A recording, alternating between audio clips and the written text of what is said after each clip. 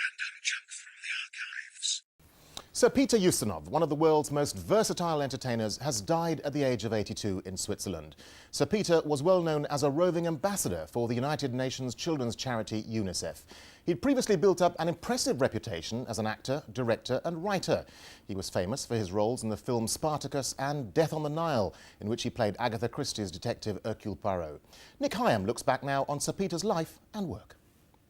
I'm keeping your passport. He was an actor, author, playwright, diplomat, and a great teller of tales and jokes, like this one, about a German border guard who'd seized his passport. He said, I'll be honest with you. Every day when we come to work, before we start, we are forced to look once again at all the photographs of known terrorists. And I knew I'd seen your face somewhere. He was born in London of German, Russian, French, Swiss, Italian and Ethiopian ancestry. At school, they thought him too clever by half, as one report revealed. It was written by the headmaster, who said, he shows great originality, which must be curbed at all costs. He made his film debut in 1944 in The Way Ahead. His film career was to last almost 60 years. Je veux qu'on m'affiche la paix. Says he's a pacifist, sir. In the Hollywood epic Spartacus, he won the first of 2 Oscars, but his work as a writer and a goodwill ambassador for UNICEF was just as important as his acting. Extraordinarily talented man, you know, I was thinking about him a few minutes ago, and I was thinking that as Coward wrote of himself, a talent to amuse, Peter not only had that, he also had a talent to help others less fortunate, and particularly children. Ustinov the showman was Ustinov. That was Ustinov the man. In 1978, he played Agatha Christie's Belgian sleuth, Hercule Poirot. Lucky? With me, it's the exercise of the little grey cells. Luck, I leave to the others. He directed plays and operas, appeared on television, wrote books. In Europe, they revered him as a man of immense culture. In Britain, we'll remember him because he made us laugh. Well, then it was time for me to go to school for the first time. I remember it vividly. School in London, I was 6 years old. There was a large oleograph on the wall of the classroom of Jesus Christ holding a Boy Scout by the hand.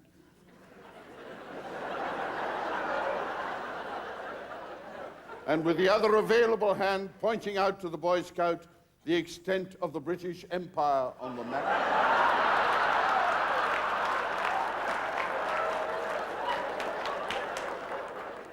Put it down to my foreign background, if you will, but I was pretty skeptical from the start. Well, among Sir Peter's friends is the film director Michael Winner, who joins us live from London. Mr. Winner, good afternoon to you. Sir Peter will be remembered for lots of things, won't he? But what for you was the most outstanding? Well, Peter's most outstanding achievement was to be Peter Ustinov and to be very witty and urbane and charming. Great mimic. He mimicked me better than anybody, and many famous people have done me. I first met him in 1952 when he was a playwright in London, starring in his own plays, and we remained friends for over 50 years. I employed him as Poirot.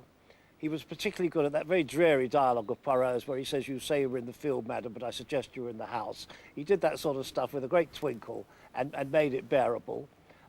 Great raconteur, of course. Quite irascible. He was not the cuddly teddy bear he put out. He could be very irascible indeed, but then so can I, and I'm wonderful as well. He was a great friend of mine, a great, great friend.